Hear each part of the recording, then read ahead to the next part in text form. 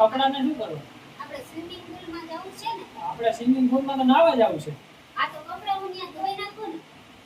આ બૈરાને કોણ સમજાવે? કાકા માખી ડૂબી ગઈ. ક્યાં? હા પ્રજ્ઞા અહીં આવતો. શું છે? આમાં માખી ડૂબી ગઈ. ચા બનાવવામાં જરા ધ્યાન રાખ. મારે ઘરનું કામ કરવું કે માખીને કરતા શીખવાડવું?